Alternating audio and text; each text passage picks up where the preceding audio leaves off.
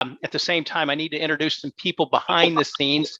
My wife, Jan, is here, and you may see her coming in and out of different shots. She helps me do this on every event we have that we're making wine, we do that. Also the staff at IRTA, and I want to give them full credit for this project. I honestly think they were tired of me talking about my wine making, and they said, well, why don't you just come and make some? You can show us all, and we'll go from there. So that's what we're doing. We're going to try to make wine, and we're also going to try to kick off something and see how this works. I'm a firm believer in any association you're in. If you can add value to the members, do a member ad or a value add, it's a good thing. So if you have a hobby, an interest, or a passion, and you'd like to spend a few minutes talking to fellow retirees, I'd encourage you to contact Nathan.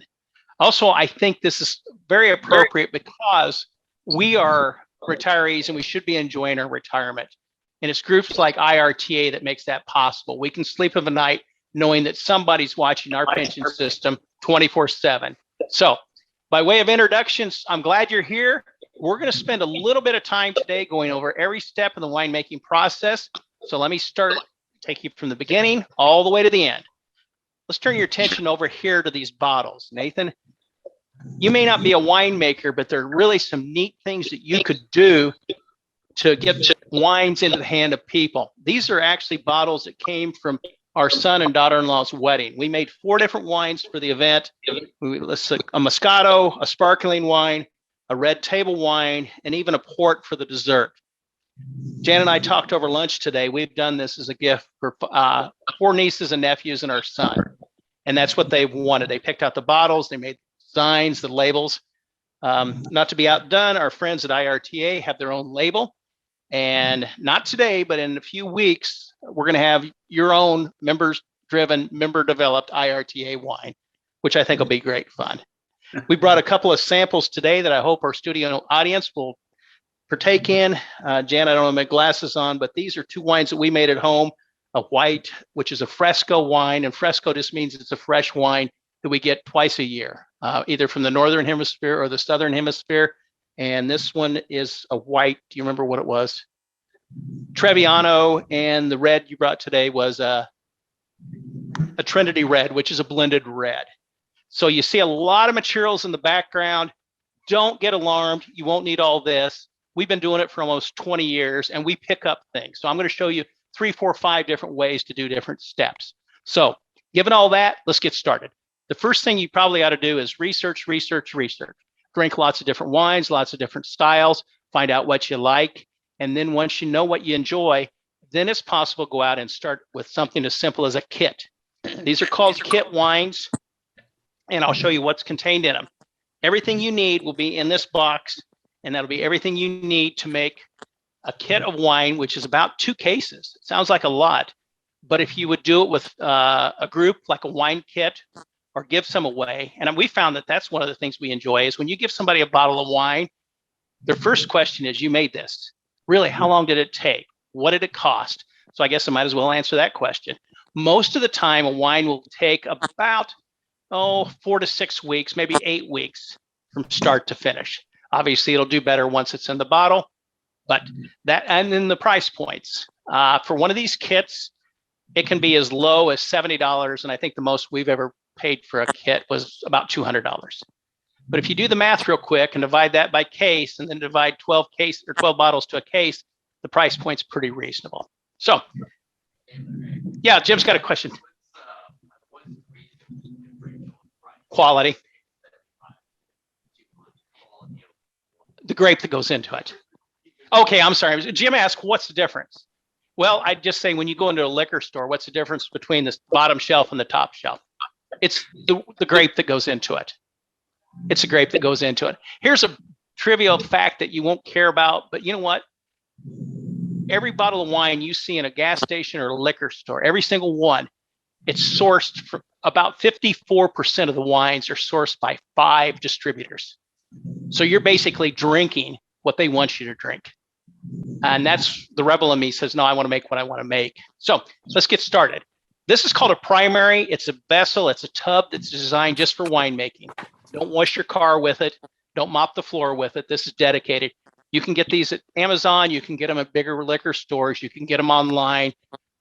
If you do find a wine and a liquor store or beer brewing store, go to it. The owners are very knowledgeable, and that's how I got started. Sanitation is a key, both on the lid and the vessel. And what I use is a disinfectant. It's not real particular, but that makes sure that things get clean, they stay clean, and you don't have to wash it. I also have some in a spray bottle that I can do my utensils before I put them in there. This is a 6-gallon, which is perfect because fermentation causes lots and lots of churning, and we don't want a big mistake. By the way, let me tell you about my only failure I ever had winemaking. I had a buddy that had watermelons, and he swore that watermelon wine was going to be good. I had done a lot of research, and everybody said watermelon wine is not good. We dumped 3 buckets of this because it was a cross between bad breath and stinking feet. It was foul. And I tried a lot of things to fix it, but we couldn't. So that was a failure. Not everything will ferment. For those that are real adventurous, Google prison wine sometime. It's called Pruno, and you make it, it's gross. It's part fermentation, part spoilage. But we're not doing that. We're going with a kit. This is the kit the staff picked out. It's a Moscato, and everything comes in this little box. First thing we want to do is figure out what we're going to use and not use. By the way, it comes with instructions, but we've done this enough times. We won't need that. The first thing you're going to do is add a little water to the bottom. Just normal tap water. And this is what's, I could spend days talking about. This product I'm putting in there is called bentonite. Bentonite is a clay.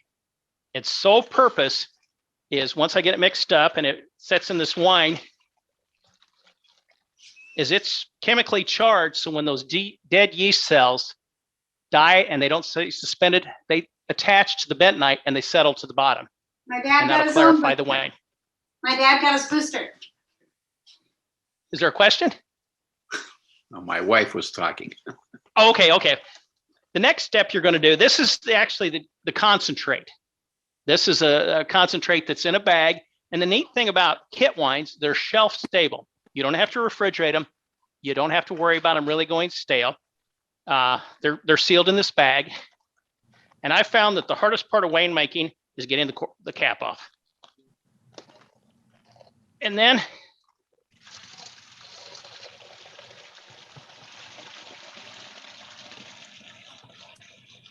Jim, to your question, the quality of wine, the higher price kits will have more concentrate and you have to add less water. My lovely assistant's going to give us several bags to bring this level up to 6 gallons. And that's the amount you use all the time, 6 gallons. I'm going to need a utensil. We're going to be stirring.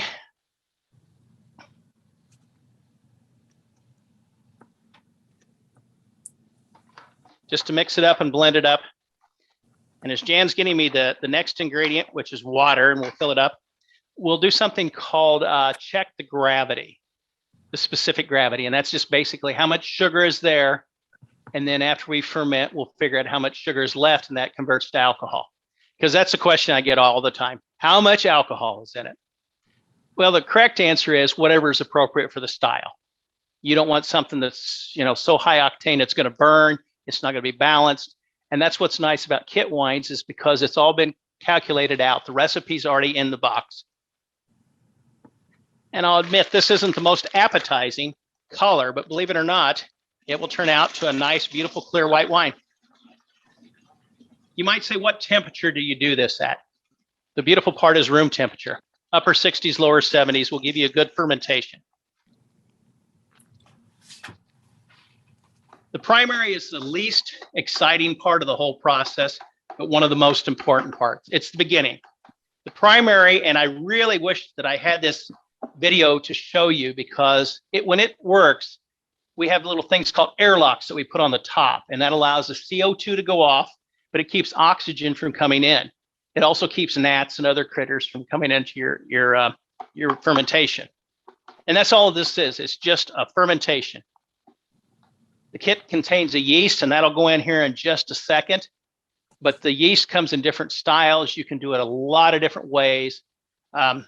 and we'll get into some of those. So right now we're just waiting on the water.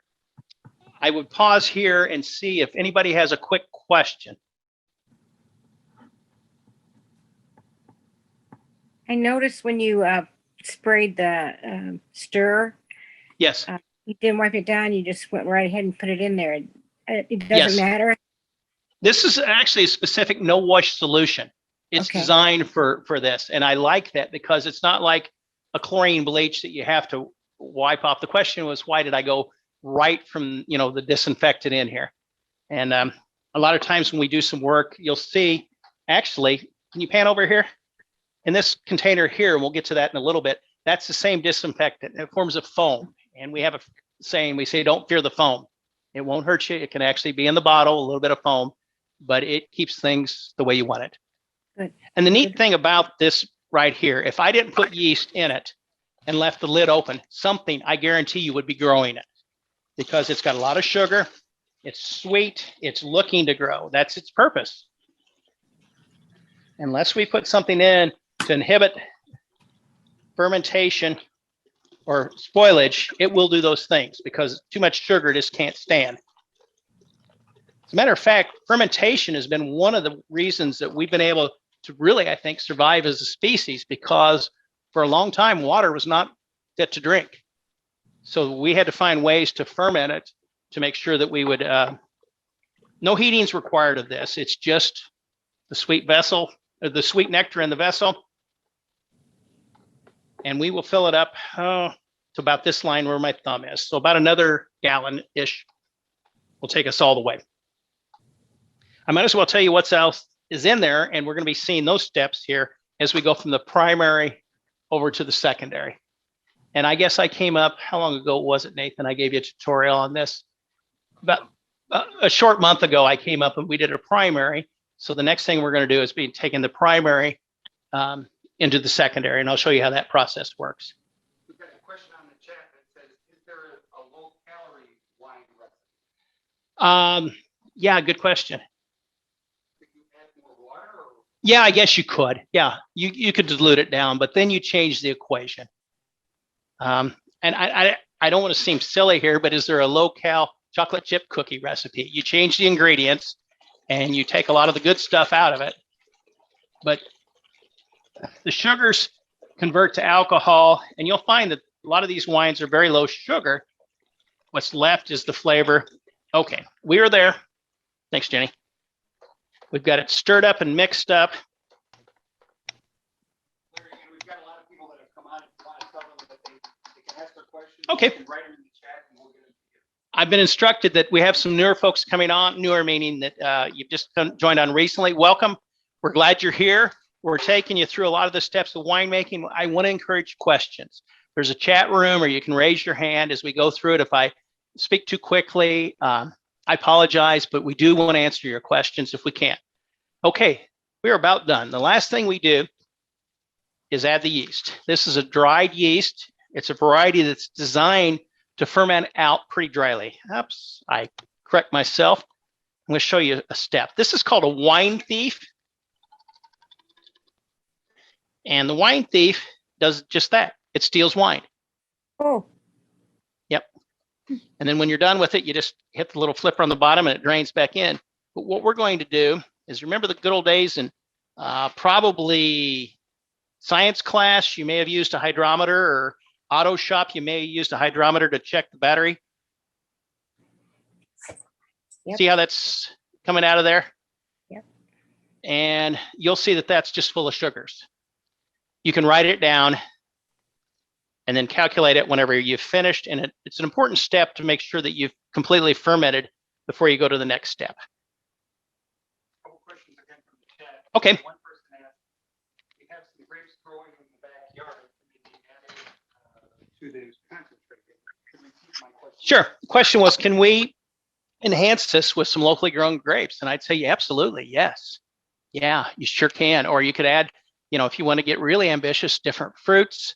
You could add this wine. This style doesn't take a lot of oak, but a lot of times Jan and I will experiment by adding oak and different types of oak and different levels of oak. Okay, this is kind of, I find it a little geeky, but fun. yeast goes through a couple different stages in its lifestyle, and it has one purpose in mind. Nathan, if you could zoom in on that. What I'm doing is I'm trying to keep it together, because the first step is once it gets hydrated and it senses sugar, it starts reproducing, and it needs its buddies there to do that. So it will start to really expand exponentially and reproducing. And then after that, it's game on. There's sugar. Here we go. Where's the best place to buy a wine kit? You can go online. Amazon has them, but I'm a big fan of finding a local winemaking, beer making supplies. Unfortunately, we find those mainly around the Metro East, where I'm from, or up in the collar counties. But actually, Friar Tuck's here in Springfield has a series of pretty good wine kits, and that's where I got these two. Okay, looks like we're done, but we're not. Okay. And this is an airlock. This is a two-piece airlock that we'll add water to. Put a cap on it, put the lid on it, and put it in there. And then as it bubbles, that'll jiggle up and down. So if I could get you to fill me up a little water. Oh, about half. I'm going to move this out of the side, and I welcome your questions. We're going to go on to the next section.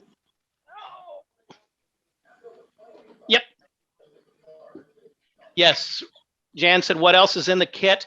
We're going to get to those parts right now because they're not added until the secondary, and that's, we'll talk about them right now. One of the things I do just as a habit, I take all the extra pieces and parts. And since we're going to be storing for about, 4 weeks to a month, I just put it right on top. Just leave it alone. All right. Hopefully you've enjoyed the primary. Like I said, it's pretty uneventful. Now let's get into the secondary. We can actually see some things happen. Yeah, Jim. Uh-huh. The question was oak. You know, traditional winemaking, they stored in oak barrels. Well, they're taking oak shavings, oak cubes, oak chips are added to it. And right into it. Yeah, a lot of times right in the primary. And it'll sit there and it'll pick up those tannins and those flavors, typically in reds, but yeah. Yeah, that's another area we have not got into, but boy, I'd love to have a 5-gallon oak barrel to put wine in and experiment. And we've done that with a couple of wines. We've taken the 2 kits, exactly the same, oaked one, didn't oak the second one, and then found out what we liked and blended them together. So it's all about experimentation if you choose. You know, I'd have to say the one downside to winemaking is there's lots of lifting. That's just the reality of it. But I think I've got a solution. Okay, this was the kit that we did a couple weeks ago. Staff picked it out. It's a lighter wine. So let's bring it over, and we're going to put those other ingredients in there. And we'll get into using some of the fun tools. Looks like what we just did a minute ago, doesn't it? By the way, that's a different style airlock. And that's just a bubbler, a jiggler. And that's what happens when the CO2 comes out, it bubbles.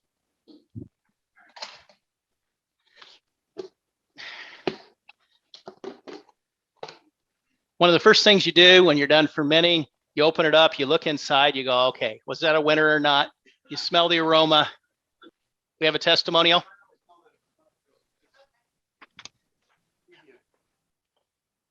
What do you smell?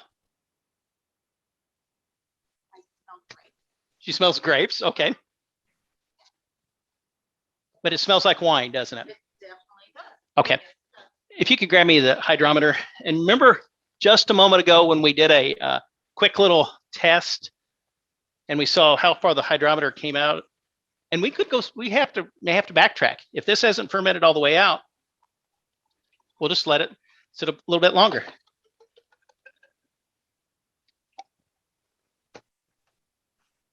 That's actually less than water. Water is 1.0. This is actually drier than water. And you can do something else. You can look at the color. I think we've got some comments in the back of the room. I'm not sure. Oh, okay. Yeah. I think we have some preferences for the red wine versus the sweet white, but who knows? Okay. Now, the one thing to remember in wine making is gravity is your friend. And if I would just take this and pour it into a jug, I'd be committing the one no you don't do in winemaking. The only thing that wine doesn't like is oxygen. It oxygenates it. It gives it a really bad taste and flavor. And I bet you've ever been to a restaurant and ordered or bar and ordered a glass of wine, and it's set there open or set there too long. It'll have that cardboardy oxidized flavor to it. And we'll show you how to get away from that. To put it into the secondary, we're going to use, and I hope this fits. Ooh, I didn't think through that one real carefully. You may have. Yeah, this is going to take a while. I apologize, but this is called a racking cane or an auto siphon. And this is how we can get it from point A to point B. Yeah, yeah, $4.29. The question is, this is how we get our gas. So yeah, I would soon you just get a new wine thief to do that. Okay, and we're actually going to do this. To get it started, what we're doing is we're trying to avoid the splashing as much as we can. And this will help do that. Yeah, if we drop, I just don't want it to spill over. Where do you get this equipment? Maybe a question you have. You can get a starter kit that'll have everything in a small batch. It'll actually have the carboy, the glass carboy, and the fermenter. It'll have these racking canes. We go to yard sales. We look on Facebook Marketplace. We've had family members get out of the business. I've found things at auctions. You'll see things show up. Just make sure that what you use, well, actually, I think this is an old bootleg water bottle. It's well, yeah, it is. We used to get bottled water, and I asked the delivery man one day if he ever got glass carboys. He said, yeah, I hate them. I said, I don't. So I traded him wine for some glass carboys. Okay, we're going to set it up. One of the questions on the chat was, No. do you use bottled water or do you just always use tap water? And is there anything in the tap that might? The good old question, water. What do you use? I use just regular, clean, safe drinking water.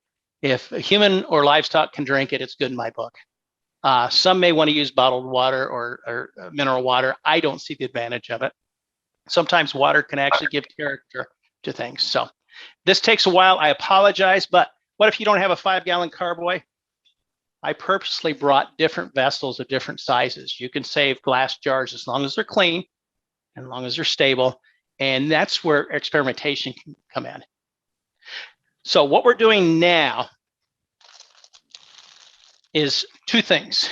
We're going to start the process in this vessel here in the secondary. We're going to stabilize the wine, and we're going to start the clarification process. And we'll add 3 chemicals to do that. The first chemical that we're going to add will stop the yeast. It basically kills off the yeast. And that's important because I'm sure you've heard people say, oh, we did some and the corks popped. It wasn't finished fermenting. Or even worse than that, they added a sweetener to it and the yeast said, okay, we're doing our job. We're doing our job. So I knew this part was going to take a while and I apologize, but that's just part of it. And gravity is what we have to have because we can't pour it through a funnel. It'll splash and cause lots of oxidation. Questions? And we're going to need a little bit of room in this one because we're going to do a couple fun things. What I'll probably do is not rack this one completely out. We're going to back sweeten it. And back sweetening just means adding sugar, adding sweetness to the tail end of it. And yeah, that's what they asked for, Jim. A question in the, yeah. Does a dry wine take less time or No. more time than a sweet wine? Are they all the same? The question was, how long does the wines take, sweet versus dry? And those are actually kind of misnomers, to be honest with you. It just has to depend on how much sugar is available in there. Sometimes people that say they don't like a sweet wine, it could be a very, very fruity wine. It just doesn't have a lot of sweetness to it. And you're picking up on this. And as people start tasting wines, they start saying, you know, I like sweet wines, but the more they go, they'll start gravitating towards the bigger, bolder. The question is time, and the depth of the wine usually gives you longer time in the fermentation and the secondary. Some of the high-end wine kits, and we're getting close, will actually have grape skins that you put in there. And that makes for a really nice, rich wine, a big, bold wine that has what they call mouthfeel. When you taste it, you just almost chew on it a little bit. So when we get to about this point right here, let me know. We'll stop the siphoning process. We'll do some other behind the scenes things, but I think you want to see the next parts that we do. Okay. Oh my, we're at 25 minutes. We better get going. I hope I haven't lost anybody or nobody's nodded off, but I've enjoyed this. It takes me a little longer to explain it. Okay, at this time, what we're going to do is we're going to stop the siphoning process. And the rest of this wine, make sure you got the vessel, please. You do? Okay. Let me splash you. We'll set this aside and deal with it later. Now the fun part. I'm going to take it back from you. Got it? And it does weigh something. Okay, let's start the stabilization process. We're going to put in some sulfites, and what that will do is it will kill off the yeast. I'm not going to use the whole packet because I've got more wine over here in the other container. And there it goes. Okay. Then the second thing we'll do, these are actually clarifiers. And what this will do is it will help the wine clarify and settle out even finer. This is perfectly drinkable. It's fine. But you notice how people take the glass and they swirl it and they look. It's appearance. It's appearance. Could you grab me a pair of scissors, Jenny? Or Jim? I usually use my teeth, but I better not do that with a lot of people watching me. I got scissors. Sorry, found them.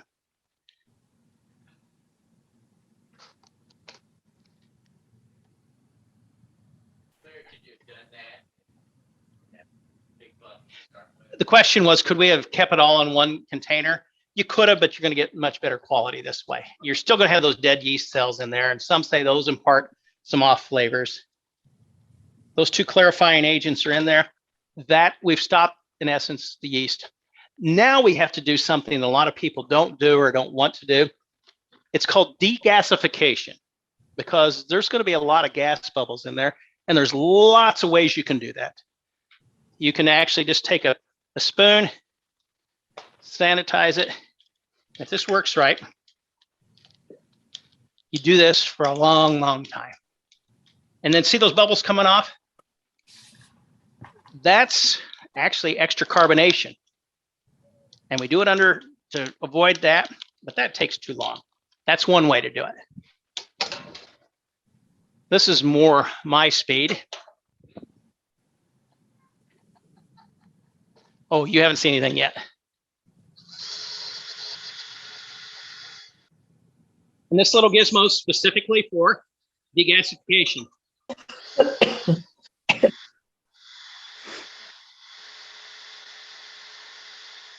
And you do that for a long time until the bubbles come off. But there's even another way you can do it that is so cool.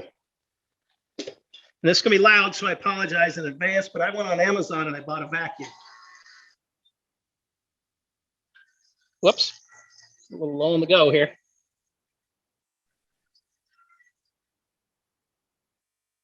And that will actually change the pressure inside the vessel, and you'll start seeing bubbles. Sorry, it smokes, but it's supposed to. And you'll start to see bubbles coming out of here. And this is an important process if you want a still wine versus a sparkling wine. Is it critical? No. But notice how it's starting to lift up there.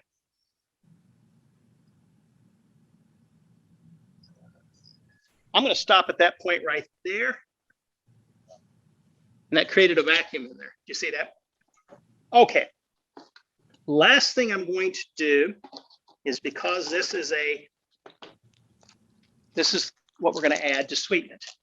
This is actually grape juice again. And we're getting close to the third and final step. And we're going to do a proportion of, you can see that's just sweet, syrupy. Susan, I hope you enjoy this wine. I really do. Yeah, it is. It's.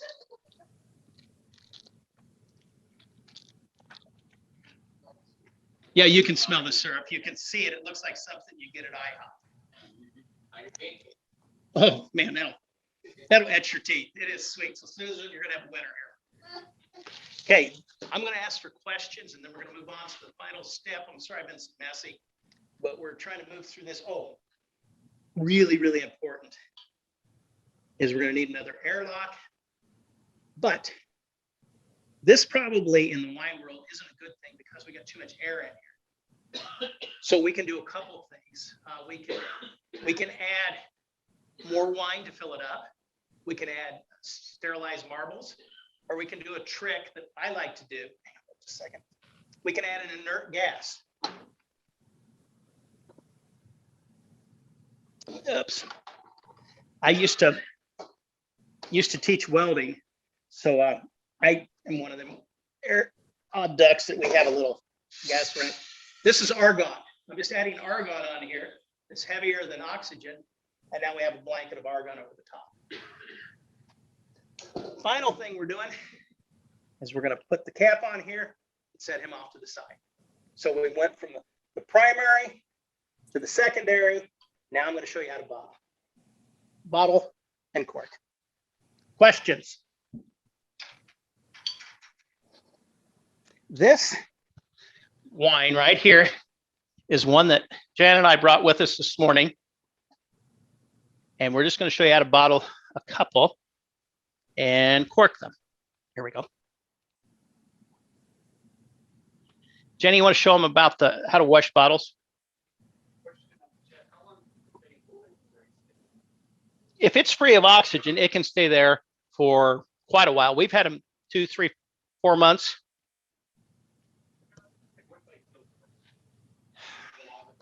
Yeah, it just depends on the style of wine. And then what's ideal? It's at that point, it's almost like in the bottle. It's conditioning itself. It's aging a little bit. Right now, this is a homemade blackberry wine. This is a bottling. You have some clean bottles for me? Okay. This is a gizmo that we found. You don't have to have that. You really don't. It's a Christmas tree bottle rack. You can make your own, or you can use your kitchen sink. You can use your kitchen sink and a bottle brush, but show them how the bottling. She's going to demonstrate. Recycle a lot of bottles. And it's just a plain old flat bottom bowl. And the sanitizer in there. And then once we get all that right, then Then let it dry out. and that's okay. And then they'll.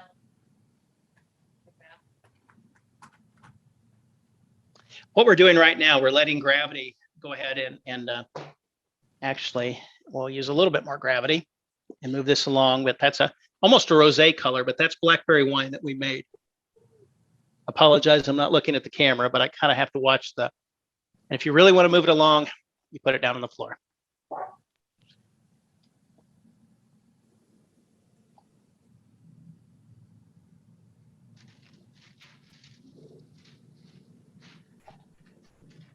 And I'm going to hand off to Jan. I'll do another bottle and I'll ask for any questions and then we'll finish up today.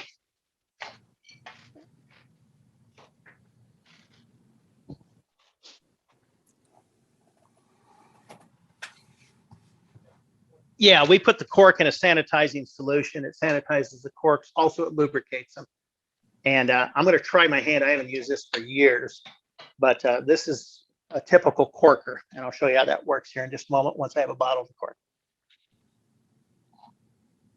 At this point, does anybody have any questions?